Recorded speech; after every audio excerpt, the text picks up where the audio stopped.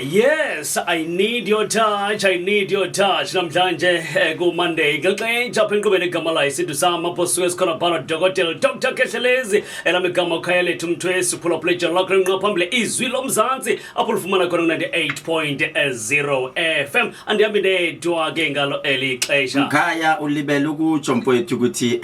iMonfrey idolophi sanibona yonke indawo lapha nikhona emakhaya. Udokotela Khehlelezi ngiphakathi isikhathi sethu sithi 25 minutes before the hour of 8 o'clock ntambama kwizwilomzansi uhlelo luhamba phambili mfowethu isintu sami singakhohle ukubatshela lokho ngihamba nalobulobi ke olobiza yonke indawo lapha esikhona mfowethu namhlanje ngitshela ukuthi ngibizelani mfowethu ngizizwa amandla namhlanje I feel the power. There is something engizwa uNkulunkulu ethi mangideliver kubantu. I need your touch. Usuke waqala nangengoma mfethu engifaka kwispirit ithi I need your touch. Namhlanje sizokhuluma ukuphila mfethu namhlanje sizokhuluma abantu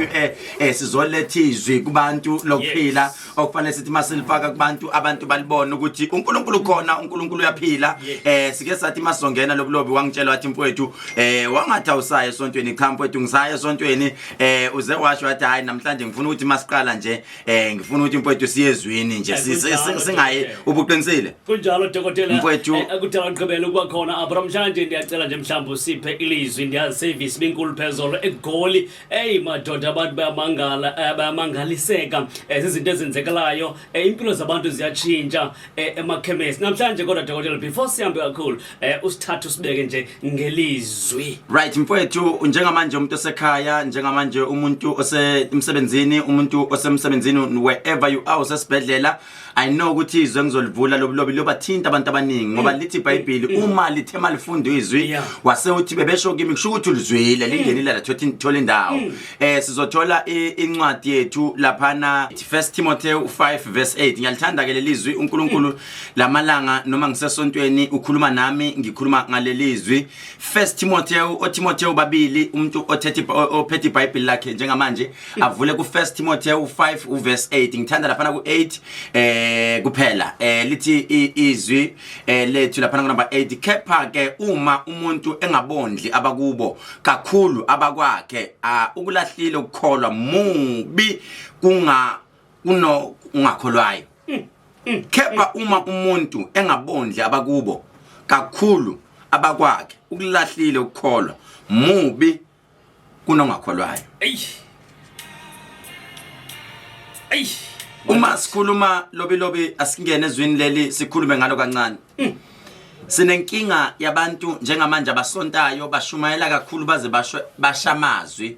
bashumayele kuze kuphenduka umuntu oshaya isicabha setekisi athi impela ngisasebenza ngesonto ngiyesontweni athi mayingena esitimeleni lendoda yashumayela kodwa uthi mawuyilandela uthola ukuthi ekhaya yondli. Sinenkinga yomama kakhulu ngizogxila komama. Sinenkinga yomama bathi mabesonto esontweni usonto esontweni athatha umthetho wasesontweni awusendlini athi baba uthe ubaba mangilale kanjena kodwa ngingalali kanjena akhohle ukuthi umthetho wasesontweni kodwa endlini husband yakho yona ehamba phambili bese isonto lilandele ngasemva masingaswe abantu besilisa bayafuna ukuze esontweni kodwa inkinga bashaywa imithetho ngoba sinenkinga yokuthi abantu banikela kakhulu esontweni baze bakhohlwe ukondla abazali babo emakhaya. Nkosi yami uma unganasi isibusiso somzali umzali lithi iBhayibheli ngizele kodwa abantwana bami isisu sami singijikele ngoba sinenkinga yabantwana sebafunda isilungu kakhulu baze bakhohlwe ukuthi abazali bayini athi wami umama usenamahloni nokhomba abantu ngoba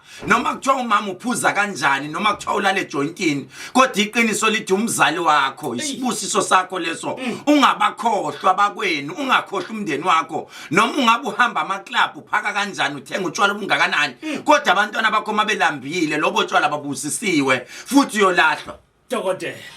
leyo nto mfowethu asikhuluma iqiniso futhi elimsulwa noma abantu bengaze bethini athi umuntu izinto zama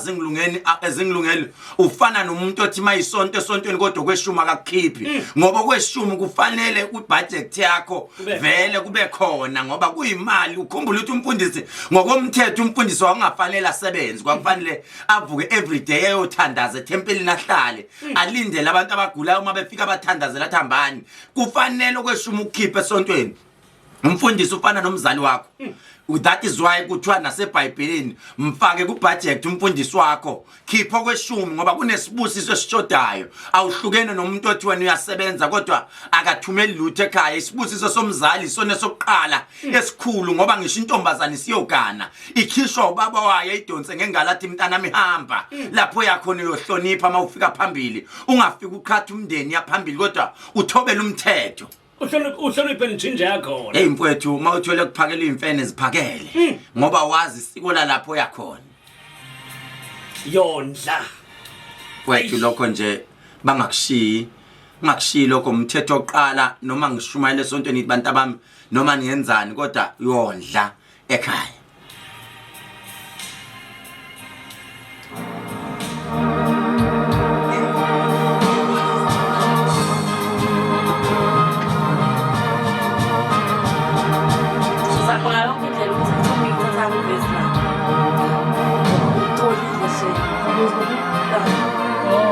kunjalo ke imessage namhlanje ke uprofessor udokotela Dr Khehlelezi bethi makayiqhithisa namhlanje esizweni kakhulukazi kuwe mphulaphulapho ngasekhaya mhlawumbe sana kuvuleka iradio nje phangasiqhebeleni sokunikeza ithuba nawe benodlolo ndlebe naye umkhulu ezechill ba engene Manfred idolophi kanti lelisikisiki idolophi ngalixa ke dokotela asihambe siye kwi service yaphezulu mfowethu iservice yayizolo thank you again uzokhumbula ukuthi abantu bonke sekuyindlela elula ukubona uKhehlelezi every Sunday ngikhona lapha enumber 20 Diaconia Avenue la Durban Music School lana nje ezansi wonke umuntu mfowethu akaphelele khona eze khona free prophecy free healing sisuke sikhona sikunika izwilomphefumulo oqala sikudodise moyindoda ngoba kunabantu abayibiza ngamadoda kanti abawona amadoda kunendoda ethi mayisekhaya athi ubaba athi mama onkosi yamayisezwe waqala ukukhuluma lo muntu akaqedi kunendoda eqhathimizi akwaziwa ukuthi ubaba kabani mayize wahlangana nobaba kazibani abakhulumi go inkinga sinenkinga amadoda agcwele ko TikTok manje ubona indoda makuthiwa kwenziwa izinto ko Facebook icomment aqala ithi lol indoda enjalo esabhalo lol ko Facebook isabhalo lol ko Instagram isabhalo lol ko TikTok ngoba saza amadoda thina ivukayo usebenza athi mayibuye besibona umndeni ukuthi ubunjani manje inkinga ukuthi sidinga indawo ukuthi abasondelani esontweni ngoba kufuneka lutho sizokudodisa sokukhulisa sikutshela ukuthi umuzi wakho uphathe kanje ngoba ukuphatha umuzi akukhona ukushaya umuntu wesifazane indoda eshaya umuntu wesifazane isiwula isizulu leso ngisikhulumayo isiwula umuntu wesifazane akaza discipline ngenduku umuntu wesifazane uyamtshela uhlale naye phansi bese uyamtshela that is why noma ufunda ukudriver kuthiwa imoto incenge njengomuntu wesifazane uyayincenga le moto kahle isuse kahle clash ungaligqobuza unyawo ngoba izogquma naye umuntu wesifazane mawumshayo uba more stubborn so akufuneka amadoda azoshaya abantu wesifazane kudinga indoda ezawuhlala naye phansi imtshele kahle ngisho nanoma kuthiwa uyajola wenza njani kodwa mtshele ukuthi ayikho right lento yenzayo uyayilulaza wena so njalo Sunday sisuke sikhona number 20 Diaconia la Durban Music School kanti sisuke sikhona eGoli futhi lapha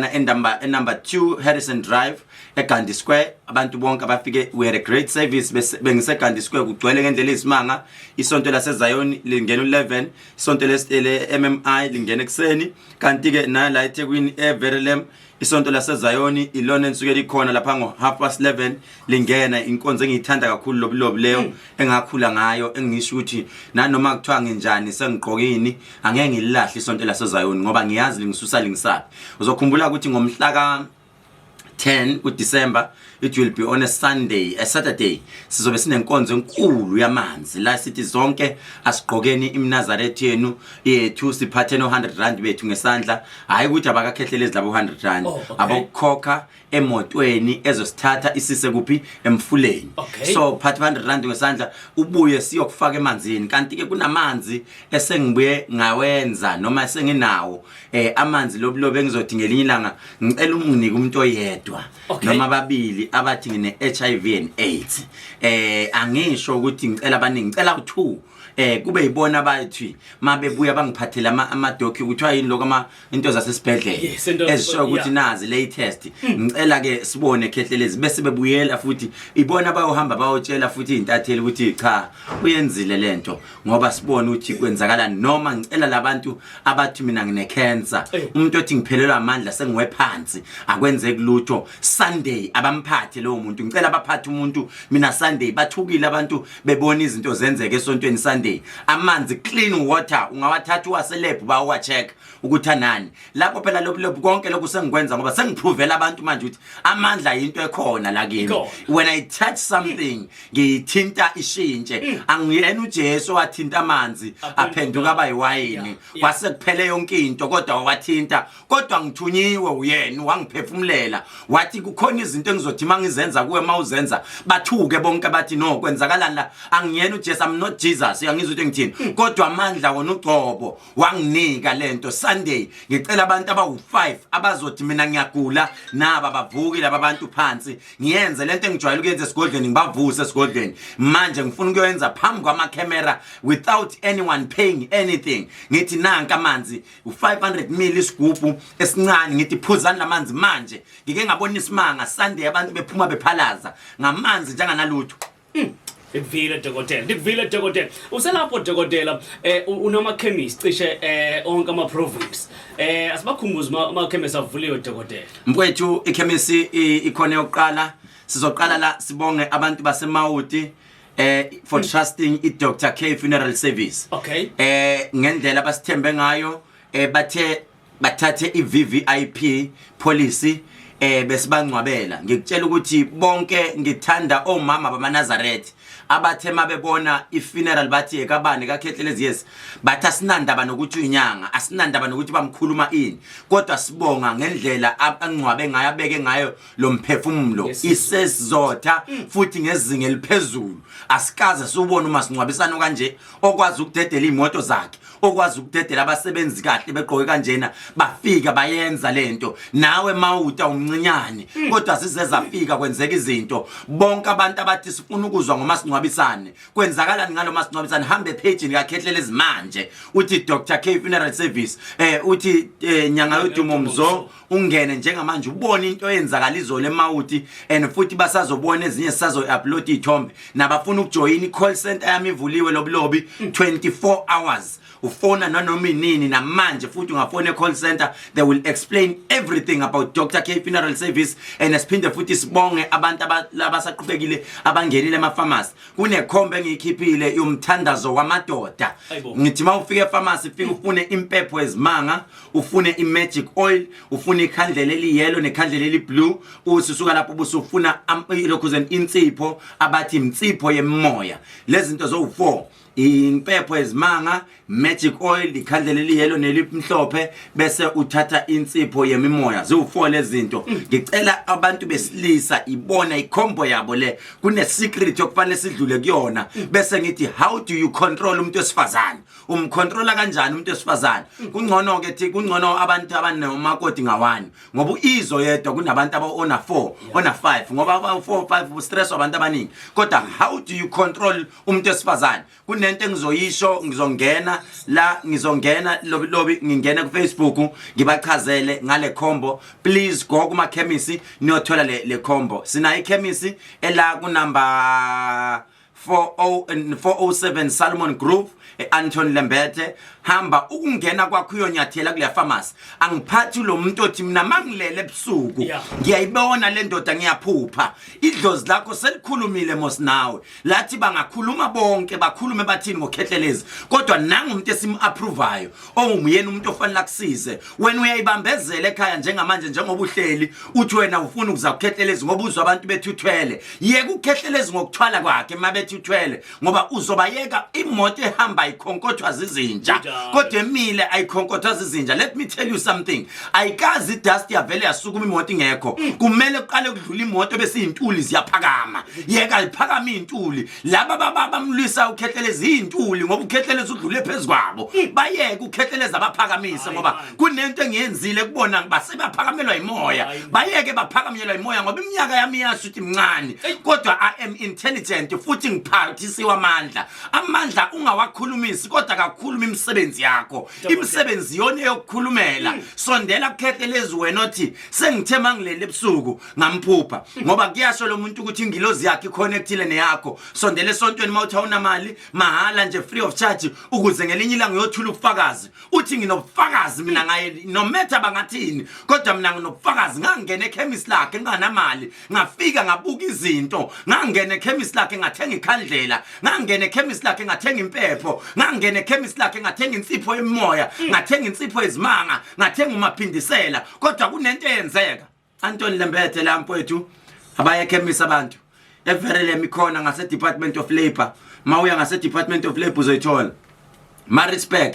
ikhona kanti futhi Maritzburg ngizobe ngikhona ngihlola next week Tuesday wonke umuntu oseMaritzburg you don't have to come ngala kodwa eMaritzburg hlala kanjalo ngiyeza kanti ke kusasa ngithe ngifuna ukuhlolela abantu abawu60 kuphela ngithema ngibheka ilist yami ngathi ilist yami ishoda ngabantu abawu15 bonke abantu abawu15 njengamanje abathi Khehlelezi siyafisa ukuzohlola kodwa manje sinqena ukuthi line iningi kakhulu tomorrow it is your day because ngiyahamba mfowethu kahle kahle indlela yami nayo ivuthwa ngibhekezweni lase UK lapha engibizwe khona ngiyonza umsebenzi kaBaba uNkulunkulu kodwa before ngihamba uke wathini I got please tell abagqibela abantu ababini nje kuphela mhlambi sibathathe ubabhekele nje dokotela kaloku ekubeni uhambe ixesha noko ungahambelanga nje mhlambi ke ngoba ke ubuyonceda apho bukhoyo asimthabathu umproblem ekhaya ku 0604807164 enqubeni sekubulisa molekhaya Mola baba sikhona dada kunjani Sibele na kulana mlondo la Mlondo kwayiphi indawo Clermont Clermont yes uthini kumkhulu ngikho ngimtshela ukubhekela manje baba uthe baba bani umlondi Clermont baba umlondi bani sibongo ngobekho Nqungethe baba umlondi uthi umoya engcwele mangikubheka noma mangizwa izwi lakho la uNkulunkulu kimi angithole Nkosi yami ukhathile usekhona bomlondo ngisekhona okay uthi umoya engcwele kimi angithole amanzi olwandle mangithola lamanzi olwandle wabilise mangiwabilisa kube sengathi khona into engiyikhulumelayo noma engikunxusela yona ngikucelele uma ulele ebusuku baba amaphupha akho akuwona amaphupha normal kodwa kunento ekhuluma kuwe ongayinaki noma kunekhehle elikhuluma kuwe ongalinaki ma ngiloko ngikhuluma nawe kuthiwa ngimemeza ugedla ngathi yini leyo na wathi umkhulu kunomuntu wayewugedla noma wayinyanga ekhaya kini owayemdala wagcina esedlulile emhlabeni makadlula kwangathi ikhwama zakhe azinakwa wathi umoya engcwele mangikhuluma nawe njengamanje umuntu onesiphiwo njengomuntu angathi yazi wena ungaloku ubonisa izimpande noma ubonisa ulwandle ebusuku kodwa kwesinye isikhathi ulubone linolaka lolwandle wathi umoya engcwele usazohamba uphelele umsebenzi uphelele yonke into kube sengathi namanje kunento ofanele uyoyithatha umsebenzi wokwelapha ngithitwa ukuthi namanje mangikhuluma nawe njengamanje khona into edilika njengemali kodwa engasuka isuke entweni engathi ikugembula wathi umoya engcwele yazi nami ngabe ngiyahamba ngiyobheja lezi zinto ezibhejwayo ngathi mina yini lena kodwa wathi uJehova kukhona into ebuya kube sengathi isidalwa sasekhaya komama kodwa kufanele besengathi siyasilungisa edlozini ngoba masilandela ngomhla ka20 February 2019 kukhona into engathi kodwa isimo somuntu owadlula emhlabeni ekhaya kini baba makadlula lo muntu wadlula kwangathi kunukana abantu ngikhuluma ngento eyenzeke mina last year kwanukana abantu mabenukana abantu wathi umoya engcwele kwamanje Khehle yazi wena ungalokuthi makufanele kube sengathi nami ngilala ekhaya kube sengathi khona into engixoshayo wathi umoya kunento ephile ekhaya phakathi lokuyihamba ivala into ezihlahla zemali ngoba kwayimanje wena baba ubroke njengomuntu engathi ungathi imali kade ngagcina ukuyibamba nami angazi noma uyangizwa yini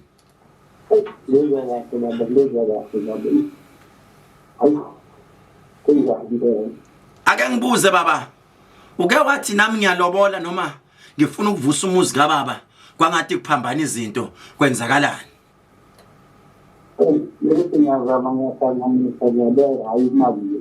angithi uyangizwa baba uthi umoya engcwele kukhona isiphithiphithi esenzakelile mawuthi nami ngizama ukulobola ngathi mkhulu akanayo yini umfazi aseloboli lwathi umkhulu cha lo muntu ke wazama wangathi naye uthi ubeka isenti phezulu elinye isenti wathi uJehova ukhona imbuzi okwakufanele kube sengathi wenza umsebenzi noma okwakufanele wese ngathi wenza itiye ibisingathi lembuzi kodwa igcina iyajomba noma igcina iyafa phakathi ekhaya wathi uMngcwele kunomuntu wantshontsha into engathi abantu abadala ekhaya kodwa ngelinye ilanga uvakashe esontweni mahala free of charge ngiyofika ngikusize uzwile ukuthi ngiyobe ngikuphi Sunday.